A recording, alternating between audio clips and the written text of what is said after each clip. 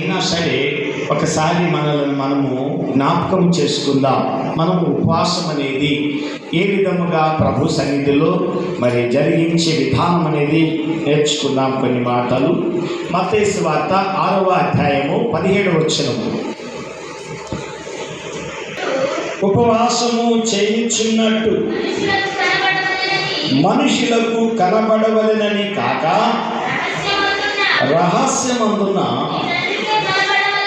నీ తండ్రికే కనపడవలెనని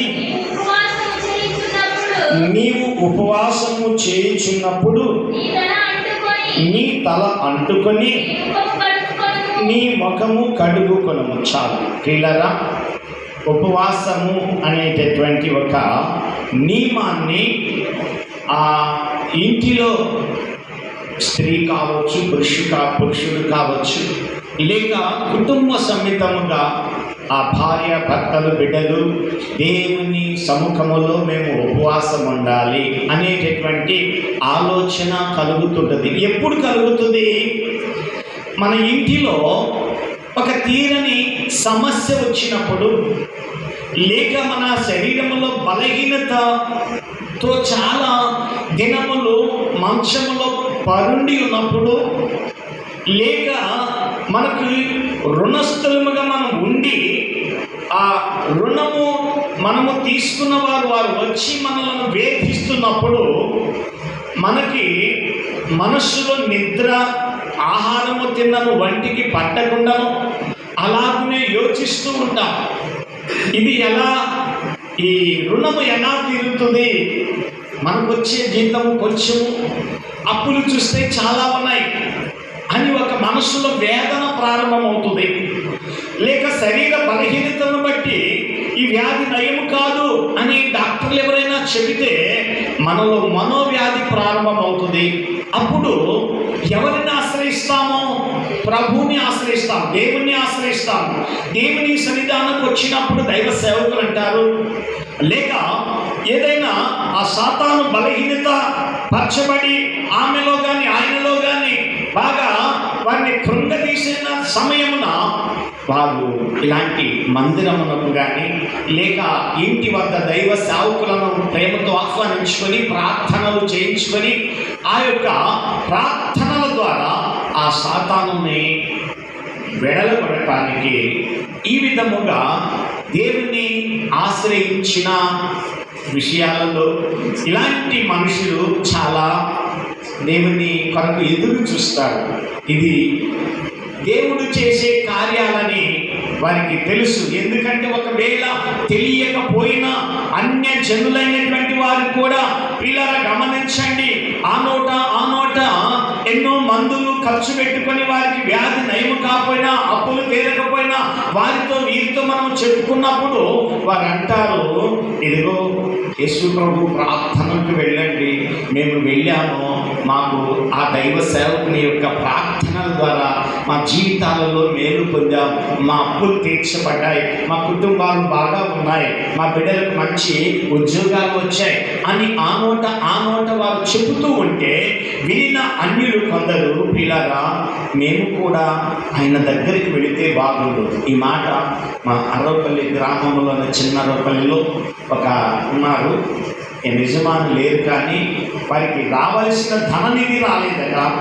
మరి అందరూ బట్టి ఎన్నో రోజుల నుంచి వాయిదాలు వేస్తున్నారు, ఇదిగో అదిగో అప్పుడు ఎన్ని వాయిదాలు ఇస్తుంటే మా చర్చికి అక్కడ అందరూ కూడా అన్యులే.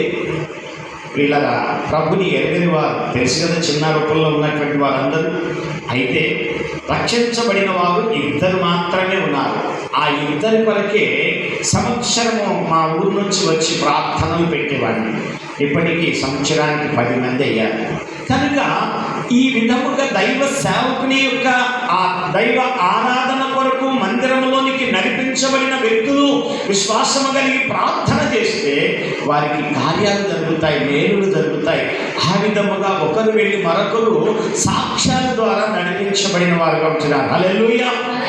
అయితే మరి ఉపవాసం అనేది ఆ వ్యాధి ఉన్నదనుకుందాం. ఇలా ఆ వ్యాధిని బట్టి ప్రభు సన్నిధికి వస్తే దేవుడు ఆ ఉపవాసం నుండి నాకు కూడా అలాంటి వ్యాధిని బట్టి నేను కూడా ప్రియులారా, 14 సంవత్సరాలు నేను బాధపడ్డాను. ఒక వ్యాధి. ఆ వ్యాధి ఏమిటంటే, నేను 1978లో చేబ్రోల్లో మిషన్ నేర్చుకుంటూ ఉండగా ఇంట్లో భోజనం చేసి బయటికి వచ్చి వాంతి చేసుకునేవాడిని. అలా 14 సంవత్సరాలు, అనగా 1992 వరకు ఈలోగా ఎన్ని రకాల మందులు వాడామో, ఎంతమంది వైద్యుల చేత నేను మందులు తీసుకుని ఉపయోగించానో, ధనమంతా ఖర్చు చేసుకున్నాను. అయినా నా కుటుంబం చాలా లేని పరిస్థితుల్లో ఉంటూ వచ్చాము. అప్పుడే అప్పులు కూడా చేసి మందులు వాడుకున్నాం, కానీ ఎలాంటి ప్రయోజనం లేదు. ప్రియులారా, మరి ఈ వ్యాధి తగ్గుట కొరకు నా స్నేహితుడు కుమారైనా అతనితో కలిసి 2 సార్లు తిరుపతి కూడా వెళ్ళాను, కానీ ఉపయోగం లేదు. చివరికి ప్రియులారా, మరి తెనాలి దగ్గర కంచర్లపాలెం ఉంది, రోడ్డు ప్రక్కనే ఒక ఆంజనేయ స్వామి గుడి ఉన్నది. ఆ గుడిలో ఒక ఆయన బాగా చెప్తున్నాడు, ఏం చెప్తే అది జరుగుతున్నదని చెప్తే, ఎప్పుడో 1992లో అప్పుడు అక్కడికి వెళ్ళాము. వెళితే అంతకంటే ముందు లవకుశులు డాక్టర్ దగ్గరికి ప్రయాణం అయితే మార్గం మధ్య మా యొక్క బావగారు కనపడి అక్కడ అన్నాడు, అక్కడ ఏది చెప్తే అది జరుగుతుందంటే వెళ్ళాము.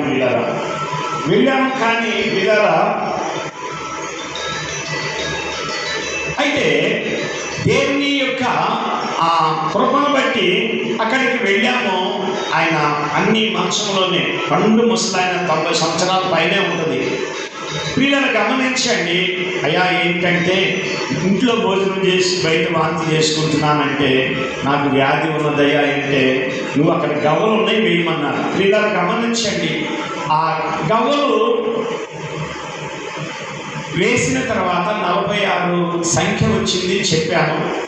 చెబితే ఆయన అన్నాడు, నీకు వ్యాధి ఏమి కాదు, కానీ నువ్వు రోజు దేవుని పూజించన్నాడు. నేను అన్నాను, మేము సాయిబులము, మరి ఎవరిని పూజించమంటావు? యేసు ప్రభు అంటే ఇష్టము, ఎవరిని పూజించాలి? ఎందుకంటే ఈ బాధను బట్టి మరి కోటాలు పెట్టిన మా ఊర్లో సువార్త ప్రకటించుతున్నప్పుడు వీళ్ళ రక్తస్రావం గురించి కూడా నేను వింటూ వచ్చాను. ఆమెను ముట్టిన దేవుడు నన్ను కూడా ముడతాడేమోనని ఆలకిస్తూ బయట పడుకునేవాడిని పిల్లరా. అయినా సరే మరి ఇలా జరుగుతున్నది. ఆయన చెప్పాడు, నీ మనసులో ఏ దైవం ఉంటే ఆ దైవాన్ని పూజించమన్నాడు. పిల్లలు గమనించండి. నేను వస్తువుగా తెనాలి హాస్పిటల్ మా బావమద్దలు అన్నారు, బుద్ధులేదు ఏమి లేదన్నారు. కాదయ్యా, చూయించుకోవాల్సిందేనన్నా. 161 రూపాయి ఇచ్చి నోటి ద్వారా ట్యూబ్ వేయించుకున్నాను. ఆ లవకుశి గారు చూసి, నీ కడుపులో ఏమీ లేదు, కుర్రవాడివి, రాళ్ళు తిని రాళ్ళు వరాయించుకునే శక్తి నీకులో ఉంది. అయితే 500 రూపాయల మందులు రాశాడు. కానీ వీళ్ళరా మందులు వేసుకుంటే మగతొచ్చి మెషిన్ కుట్టలేక చాలా ఇబ్బంది పడ్డాను. అయితే నాకు స్నేహితుడు మరి ఒక రజకులు అనే కరెంటు సుబ్బారావు గారు ఉన్నారు. ఆయన బాగా ప్రాణ స్నేహితుడు. అయితే అతని ఇంటికి నేను వెళ్ళేవాడిని. ఎందుకు? నా ఇంటికి అతన్ని క్రిస్మస్ చేసేవాడిని, పిలిచేవాడిని. ఇలా ఒక 5-6 సంవత్సరాలు గడిచిపోయాయి. మరి 92లో వీళ్ళరా జనవరి 15న వారు చేస్తారు. ఎందుకంటే వారు రజకులు కదా, కనుమ పండుగ చేస్తారు సంక్రాంతి తర్వాత. ఆ విధముగా వెళ్ళాను. తిన్నది తాగింది మొత్తం వాళ్ళ ఇంటికాడే కట్టుకున్నాను. తిరిగి నా బావమద్దులు తీసుకొచ్చి నా ఇంటిలో పడుకోబెట్టి వెళ్ళిపోయారు. తర్వాత రక్తమంతా కూడా చుట్టూ తడిసిపోయింది, నేల కదా, తడిసిపోయి నాకు ఇక ఊపిరి ఆడటల్లా ఈ రక్తము కారిపోయిన తర్వాత ఈ పెదాలు ఆరిపోయి నాలుక పెడుసుగట్టుకుపోయి అని ఊపిరి ఆడని పరిస్థితుల్లో నేను ఉన్నప్పుడు నా భార్యతో చెప్పాను, అమ్మా నేను చనిపోతున్నాను, నాకు శ్వాస ఆడటం లేదు, నా పని అయిపోయింది, 2 కుమార్తెలు జాగ్రత్తగా చూసుకొని అప్పగింతలు చెప్పి వచ్చి రాని ప్రార్థనతో నా భార్య నేను ఇద్దరము చేసుకుని అలా సొమ్మసిల్లి ఎప్పుడు పడుకున్నానో తెలియదు. కానీ మరి 2:30-3 లోపల మధ్యలో యేసు ప్రభువారు ఆకాశము నుండి నా యొద్దకు వచ్చాడు. నేను చూస్తున్న దర్శనములో నా మంచం వద్దకు వచ్చి నన్ను ముట్టి నా కుమారుడా నీ పాపములు క్షమించబడినవి, స్వస్థత పొందమని చెప్పాడు. పిల్లలు ఎప్పుడైతే ఆయన ఈ మాట చెప్పాడో నాకు తుల్లిపడి లేచాను, కళ్ళు తెరిచి చూశాను. అక్కడ దేవుడు యేసు ప్రభువు లేరు, అదృశ్యమైపోయారు. వెంటనే నేను చూసిన కార్యం ముట్టాడు దేవుడు. పిల్లలు గమనించండి, మరి ఎప్పుడైతే యేసు ప్రభు నన్ను ముట్టాడో ఆనాటి నుంచి నాకు ఇక వాంతులు అనేది లేదు. హల్లెలూయా. అప్పటి నుండి ఒక బిళ్ళ కానీ ఏది కానీ వేసుకునలేదు. ఎందుకంటే దేవుడు నన్ను స్వస్థపరిచాడు కనుక నేను నమ్మినటువంటి ఎవరినైతే ఆశ్రయించానో, లేక నా బంధువులు కానీ, నా వారు కానీ, లేక నేను వెళ్ళి వచ్చిన స్థలాలు కానీ, అవి ఏవి నాకు ఉపయోగపడలేదు కనుక నేను నా ప్రభు నన్ను దర్శించి నన్ను ముట్టాడు కనుక నేను ప్రభు యొక్క పరిచర్యలో కొనసాగుతాను బ్రతికినంత కాలం అని తీర్మానం చేసుకొని వీళ్ళ యేసు ప్రభుని నమ్ముకున్నాను. ఇలా